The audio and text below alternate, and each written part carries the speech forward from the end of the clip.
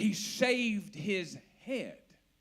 Watch this. And he fell back down to the ground. But watch this. The first time we see him, I believe we see him in grief. But the next time we see him on the ground, it says he fell to the ground and he worshiped. And he said, naked I came from my mother's womb, and naked I will return. The Lord has given, and the Lord has taken away. Blessed be the name of the Lord. Now watch. Job was determined that he was going to worship God regardless and in spite of anything that happened in his life. God had been too faithful and God had been way too good for Job to turn his back on him. The Lord giveth, the Lord taketh away. Blessed be the name of the Lord. You know what worship is? Worship is us making God the king of our hearts. Worship is God being the center of our lives. Worship is God having first place above and beyond anyone or anything else. Worship is us loving God with all of our heart, soul, mind, body, and strength. One man said it like this. I believe it was Lou Giglio who said that worship is simply a shift of our attention that allows us to see God better. I like what one man said about worship. He said worship is essentially an engagement with God. An engagement. You know when you got engaged to your spouse, you put a ring on their finger. You know, you put a ring on her finger, guys. Gave her hopefully a nice diamond and said, will you marry me? Hopefully she didn't say, I'll pray about it. Hopefully she said yes. It's an engagement with God. Watch this. On the terms that he proposes and in a way that he alone makes possible. See, that's what worship is. And Job gives us the proclamation of worship. The Lord giveth and the Lord taketh away. He gives us the portrait of worship. And then he gives us what I call the posture of worship. Watch this. I'm going to close. Let me just get some musicians just to come and start playing softly. The team just to come and, guys, just start playing softly for me as I get ready to land this. So we see him on the ground prior to the messenger coming to deliver the news that his 10 kids are dead. He gets up off of the ground. He arose, the Bible said. He tears his garment, he shaves his head. Those were signs of grief and despair, mourning. And the Bible said that after he did that, he fell to the ground and he worshiped. And he said, naked I came from my mother's womb, naked I will return. The Lord has given, the Lord has taken away. Blessed be the name of the Lord. That's the proclamation of worship. I bless you, Lord. Thank you. Real soft for me, guys, please. And we see the portrait of worship as Job arises from the ground, tears his garment, shaves his head, and he falls back down in what I call a posture of worship. The word worship there is the same word that Job used when he said, the Lord has given, the Lord has taken away, blessed be the name of the Lord. It's the same Hebrew word. And it makes sense to us when we study the word out and we find out that the word worship there is the Hebrew word barak, B-A-R-R-A-K. And it means to kneel down and bless God as an act of adoration. See, when you first read it, he just fell to the ground and worshiped. No, he fell to the ground and he baraked the Lord. It's the same word we find in Psalm 95. Oh, come, let us bow down. Let us kneel before the Lord, our Maker. So watch. So the first time we see him on the ground, I believe, in shock and in despair, in grief. Everything's gone. Finances are gone. You're bankrupt, Job. But when he gets word that his 10 kids are dead, see, he had to change his posture.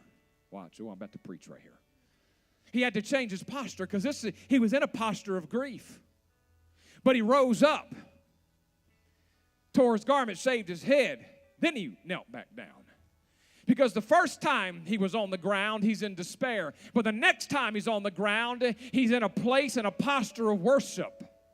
And he baraks the Lord. He kneels down as an act of adoration. And he says, the Lord has given, the Lord has taken away. Blessed be the name of the Lord. It's the same word. When he fell to the ground and worshiped, he baraked the Lord, and he said, blessed be the name of the Lord. It's the same word. He blessed God. He knelt down and he blessed God as an act of adoration. How do you do that? How do you kneel down when you've heard the word that all your kids are gone and they're dead?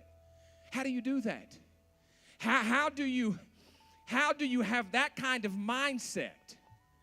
I tell you how, because Job was determined that he was going to worship regardless and in spite of. That the Almighty, the Creator, the God who formed him and fashioned him had been so good to him, and there was no way that he could turn his back on God. And I don't know everything that he said when he knelt down, but here's the picture I have in my mind, this posture of worship. He kneels to the ground. I believe he threw his hands up and said, Lord, naked I came from my mother's womb, and naked I will return. You've given, you've taken away. I bless you. It's the same word that we find in Psalm 34:1 when the psalmist said, I will bless the Lord at all. Somebody say all. Say it again, all. I will bless the Lord at all times, and his praise shall continually be in my heart. No, he said it shall be in my mouth. I want to tell somebody today, you can't praise God and you can't worship God with your mouth closed and your lips sealed. At some point, you've got to open up your mouth and you've got to declare, the Lord is given, the Lord is taken away, but God, I bless you today. You're a good God. You're a faithful God. You're a just God. You're a gracious God. You're a merciful God. I bless you today, oh Lord. Watch. I will bless the Lord at all times. All means all. I will bless the Lord when things are going well. I'll bless him when things are not so well. I will bless the Lord when I've got money in the bank, and I'll bless him when things are a little bit tight. I'll bless him if I've got a Mercedes-Benz to drive. I'll bless him if I've got an old jalopy to drive. I'll bless him if I've got a T-bone steak in front of me, and I'll bless him if I've got a bologna sandwich to eat. Pastor, I'll bless him when the tithes are coming in, and I'll bless him when the tithes are going out. I'll bless him when the church is experiencing a season of growth, and I'll bless him when things are a little bit slow. I'll bless him when I feel good, and I'll bless him when I feel bad. I'll bless him when I'm refreshed, and I'll bless him when I'm tired. It makes no difference. I've got way too much invested in the God that I serve to ever change my mind or turn my back. I will bless the Lord. I will barak the Lord. I will kneel down as an act of adoration and bless the name of the Lord.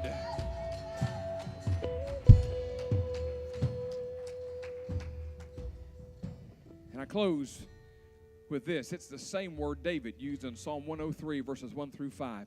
Bless the Lord, O my soul, and all that is within me, bless his holy name. Bless the Lord, O my soul, and forget not all. If I bless him at all times, you know why? It's because I remember all of his benefits toward me. And forget not all of his benefits, who forgives all my iniquities, who redeems my life from destruction, who heals all my diseases, who crowns me with loving kindness and tender mercies, who fills my mouth with good things so that my youth is renewed like the eagles. Bless the Lord, oh my soul. You know what I want to happen right here? I wish the spirit of worship would just break out in here. And I'm not talking about an emotion. Listen, I don't believe you can worship without emotion. Because I promise you, when you get to heaven, now listen, I'm not looking for somebody to jump on the chandelier and swing. He better not. If God tells you to, help yourself. I'm not just talking about a feeling. But you can't worship God without feeling. You can't worship God without some emotion involved. Because when we get to heaven, I promise, you're not going to do this when you get to heaven. You may cry. If you're wired like me, because I'm a type D personality, I'm hyper and demonstrative, I preach the same way I cheer at a ball game. It's just me. I'll probably be running around circles on the streets of gold. Some of you will be standing there with your hands up and your eyes. I don't know how it's going to be. But I would today that all of us in here would just take a moment and that a spirit of worship would break loose in this place, and we would turn our attention and our focus upon a God who is good to us. And there are some of you in here today, it's possible that you walked in this auditorium this morning facing some troubled times, staring adversity in the face and dealing with things that you've never had to deal with before. I want to tell you that of all the things that Job taught us to do, this one right here, if we'll turn our attention and shift our focus upon God, I believe it will sustain us in the midst of what we're going through. You know what Job teaches us? He teaches us that moments of worship will transform times of trouble and seasons of adversity. It'll transform them. Doesn't mean it will take them away, but it will transform them in such a way that our perspective is not on the trouble and not on the problem, but our perspective is upon the God, the King of Kings and the Lord of Lords. And we make up our minds that regardless of what happens, we're going to worship Him. Would you stand with me today, please? And as you stand, would you just do something? Would you just take both of your hands today and raise them up toward the Lord? Do this if you don't mind, and throw your head back and maybe open your eyes so you can just look up to heaven. They're going to sing this song, Great Are You, Lord. And if you find yourself today in trouble, and you find yourself today in adversity, and you find yourself in a hardship, I challenge you, I dare you today to bless God as an act of adoration and thank Him that He's a good God and He's a faithful God, and bless His name today. Come on, Joy, sing it.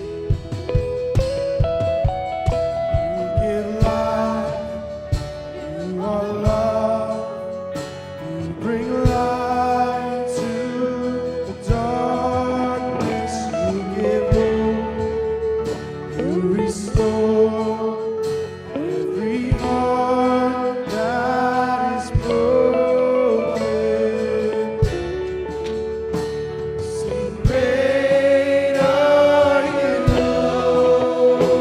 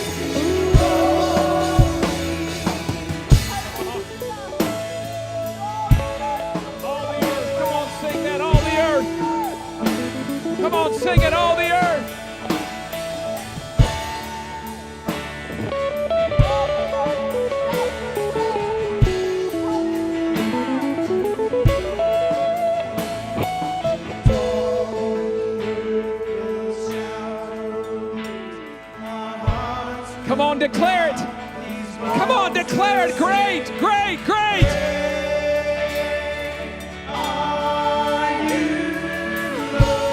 Come on, all the earth. All the earth. And all the earth. That's you, that's me. Come on, all the earth. Our hearts will cry, people will sing. Great are you, Lord.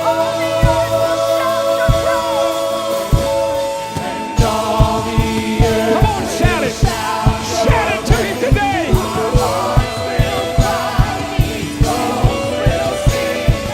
Great are you, Lord. Come on, it's your breath. Your breath in our lungs, so we pour out our praise, pour out our praise.